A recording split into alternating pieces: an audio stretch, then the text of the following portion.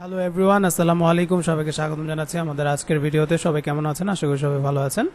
আমি Mohammad Sadikur Rahman, founder of SLP and তাহানিক্স।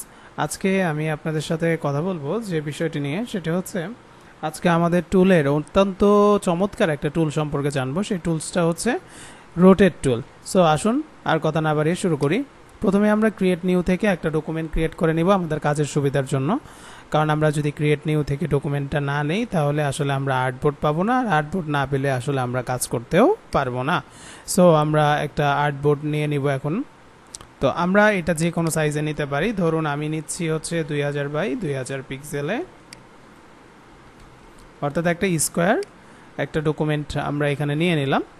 তো এখন এই জায়গায় আমরা এখন কাজ করার জন্য রোটেট টুলে যদি আসতে চাই, কিবোর্ডের শর্টকাট হচ্ছে আর।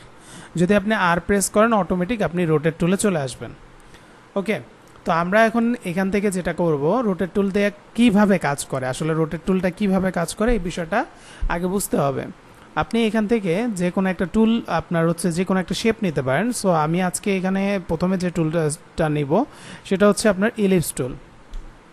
সো ইলিপস টুলটা নিয়ে আমরা এখানে এসে কিবোর্ডে শিফট এবং অল্টার চাপ দিয়ে ধরে একই সাথে আমরা যদি মাউসটাকে এভাবে একটু সামনের দিকে নিয়ে আসি, বড় করি, তাহলে দেখা যাবে এরকম একটা সার্কেল আমরা পারফেক্ট পেলাম।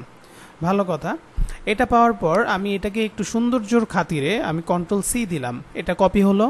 কন্ট্রোল এফ দিব, কন্ট্রোল সি দিলে কপি হয়, কন্ট্রোল এফ দিলে এটা পেস্ট হয়। তবে সেটা কোথায় পেস্ট হয়? এই আমরা যেটাকে কপি করলাম সেটার উপরে পেস্ট হয়, কন্ট্রোল এফ, অর্থাৎ ফ্রন্টে পেস্ট হবে। এখন আপনি সিম্পল, আপনি বুঝবেন না যেহেতু দুইটা একই রকম দেখা যায়। তো আপনি কিবোর্ডের শিফট এবং অল্টার চাপ দিয়ে ধরে এই জায়গাটায় মাউসের লেফট বাটন চেপে ধরে ভিতরের দিকে আপনি যদি এভাবে একটু ঘোরান বা নিয়ে আসেন, তাহলে আপনি দেখতে পারবেন যে হ্যাঁ, এখন আপনার এখানে আরেকটা শেপ চলে আসছে। ওকে, আচ্ছা। তো এইটা আমরা রাখলাম এই ফাঁকা জায়গাটুকু একটা যে কোনো একটা ডিজাইন করার জন্য। আর এখন এখানে দুইটা সার্কেল আমরা নিয়েছি। তো দুইটা সার্কেল যেটাই নিয়েছি, এই যে এটা কিন্তু একটা সাদা কালার আছে এবং এটা হচ্ছে একটা সেন্টার পয়েন্ট, তাই তো? আর এই সেন্টার পয়েন্ট বরাবর এখন আমরা একটা লাইন সেগমেন্ট টুল নেব। লাইন সেগমেন্ট টুল নিয়ে ঠিক এই জায়গায় এসে কিবোর্ডের শিফট চাপ দিয়ে ধরে এখানে আমরা এরকম একটা লাইন নিলাম। এখন এটা একটু মোটা করব আমরা। কতটুকু মোটা করব? এই যে আমরা 4 করেছি। আচ্ছা, 4 করার পর এখন আপনি কি করবেন? এটাকে সিলেক্ট থাকা অবস্থা আপনি চলে যাবেন রোটেট টুলে। রোটেট টুলে আসার সাথে সাথে দেখুন এখানে মাঝখানে একটা টার্গেট পয়েন্ট চলে আসছে। আপনি ঠিক এই শেপটার মাঝ বরাবর কোনটা, এটা হচ্ছে আপনার মাঝ বরাবর। যে জায়গাটায় আপনি মাঝ বরাবর পাবেন এই যে সেন্টার পয়েন্ট। সো এই সেন্টার পয়েন্টে এসে আপনাকে কি করতে হবে? কিবোর্ডের অল্টার চাপ দিয়ে ধরে একটা ক্লিক করতে হবে, তাহলে আপনার সামনে এরকম একটা বক্স চলে আসবে। ওকে, তো বক্স চলে আসার পর আমরা এখান থেকে ধরেন 35 দিয়ে আমরা এখানে প্রিভিউ দিলাম। প্রিভিউ দেওয়ার পর আমি যদি ওকে করে দেই, তাহলে যেটা আমার এখানে ছিল সেটা এখানে চলে আসবে, আর কিছুই থাকবে না। এখন আসলে আমরা এটা চাই না, আমরা চাই যেটা ছিল, যেটা এখন এখানে আসছে এইভাবে, যাতে এখানে আমরা কপি, মানে আগেরটাও থাকে এটাও থাকে। তো আমরা কপিতে ক্লিক করব। তারপর আমরা কিবোর্ড থেকে সিম্পলি আমরা কোনো অবজেক্টকে, এটা মনে রাখবেন, কখনো যদি একটা স্টেপ থেকে আপনি একটা স্টেপকে কপি করেন অথবা ফেলে দেন, তো তারপর যদি আপনি ক্রমান্বয়ে আপনি যদি হচ্ছে কন্ট্রোল ডি প্রেস করতে থাকেন, তাহলে এইভাবে আপনি দেখতে পারবেন যে আপনার সামনে পুরো জায়গাটা জুড়ে আপনার এরকম কি আপনার কপি হয়ে যাবে। এবং কতটুকু আপনার ফাঁকা রেখে আপনি প্রথমটা কপি করেছেন সেটার উপর বেস করে কিন্তু পুরোটাই আপনার কপি হবে। এখন আমাদের এখানে জায়গাটা বুঝতে হবে, এখানে আমাদের পয়েন্ট কয়টা? 1 2 3 4 5 6 7 8 9 10, ঠিক আছে? সো 10টা কি আমাদের দরকার? আমাদের দরকার হচ্ছে 12টা। তাহলে আমাদের এটা ভুল হয়েছে। তো control Z, control Z, control Z, control Z, control Z, আবার আমরা আগের জায়গায় চলে আসলাম। Okay fine. এখন আমি আবার এটাকে সিলেক্ট করছি, রোটেট টুলটা নিলাম। রোটেট টুলটা নেওয়ার পরে এই সেন্টার পয়েন্টে এসে অল্টার চাপ দিয়ে ধরে একটা ক্লিক করলাম। এখন আমরা একটু আগে দিয়েছিলাম যেটা, তো এখন আমরা এখান থেকে ধরেন 25 দিলাম। দেওয়ার পর কপি করলাম। এবার আমরা কন্ট্রোল ডি প্রেস করলাম একবার, দুইবার। ওকে, এইভাবে আমরা দেখবো আচ্ছা আসলে এখানে কত দিলে ভালো হবে। এটাও পারফেক্ট হবে না। আমরা এখানে আবার সিলেক্ট করলাম। তারপর আমরা হচ্ছে এখানে আবার রোটেট টুলে গেলাম, ঠিক সেন্টারে এসে অল্টার চাপ দিয়ে একটা ক্লিক। এখন আমরা দিলাম 30। কত দিলাম? 30। এবার copy, control D, control D, এবার আমাদের এটা পারফেক্ট। ওকে, নাও দেখুন। ওকে, তো 1 2 3 4 5 6 7 8 9 10 11 12টা। ওকে, আচ্ছা, তাহলে আমরা দেখতে পাচ্ছি একটা ঘড়ির একটা শেপ কিন্তু চলে আসছে।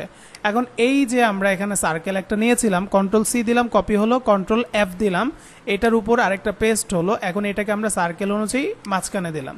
ধরেন এইভাবে আমরা কাজটুকু করেছি।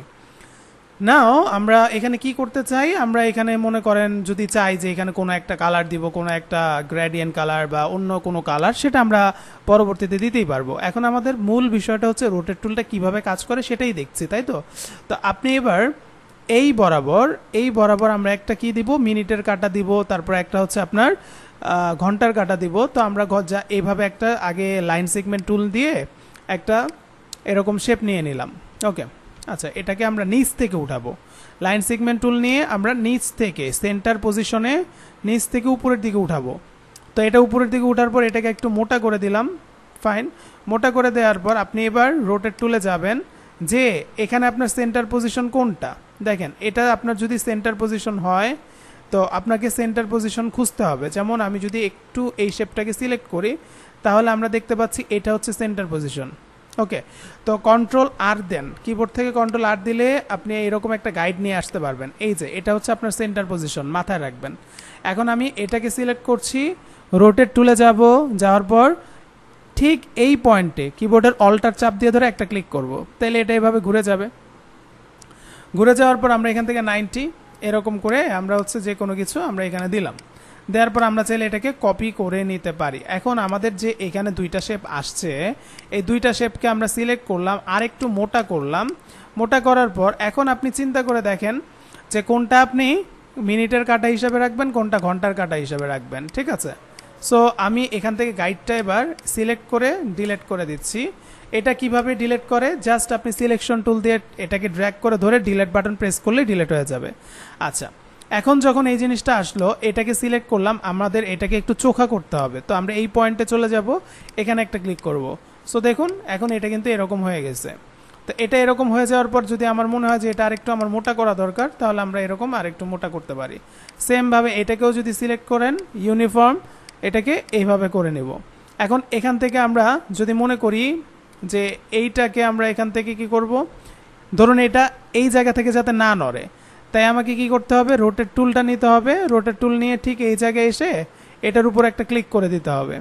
ক্লিক করে দিলে কি হবে, আপনি এটাকে এখান থেকে যখন নাড়াবেন তখন ওই পয়েন্টটা ফিক্স থাকবে। আসলে এটা তো পয়েন্ট না, তো এখানে আসলে পয়েন্ট নিতে হলে আগে পয়েন্টটা ক্রিয়েট করে নিতে হবে। সো যাই হোক, এইটাই আমি যদি ধরি, এখন এটাকে আমি ধরলাম ঘন্টার কাটা, তো আমি এটাকে আরেকটু ছোট করছি, ছোট করলাম, এবং এটাকে আমি আরেকটু মোটা করব, ধরুন 10 দিয়েছি। ওকে, আর এখানে যদি আমি এটাকে সিলেক্ট করে ধরি, করে আমি রোটেট টুলটায় ঠিক এই পয়েন্টে একটা ক্লিক করে দেই, দেন যদি আমি এটাকে আরেকটু নড়াই, এই দেখেন এটা এইভাবে নড়ছে। ওকে, তো আমার কিন্তু এই পয়েন্টটা ফিক্সড, অর্থাৎ আমি এই পয়েন্টে রেখে আমি কিন্তু সিলেকশন টু মানে রোটেট টুলে থাকা অবস্থায় আমি এটাকে নিচের দিকে নিলাম। এখন কিন্তু এটা আমার এই পয়েন্টটা মানে সরে যাচ্ছে না, এই পুরো শেপটা কিন্তু সরে যাচ্ছে না, একদম ফিক্সড হয়ে আমার এই জিনিসটা সুন্দরভাবে কিন্তু আমাকে একটা আউটপুট দিচ্ছে। ক্লিয়ার? সো আই থিঙ্ক আপনারা বুঝে গেলেন যে এখান থেকে আমরা কিভাবে একটা সুন্দর ডিজাইনেবল ঘড়ি আমরা চাইলেই তৈরি করতে পারি।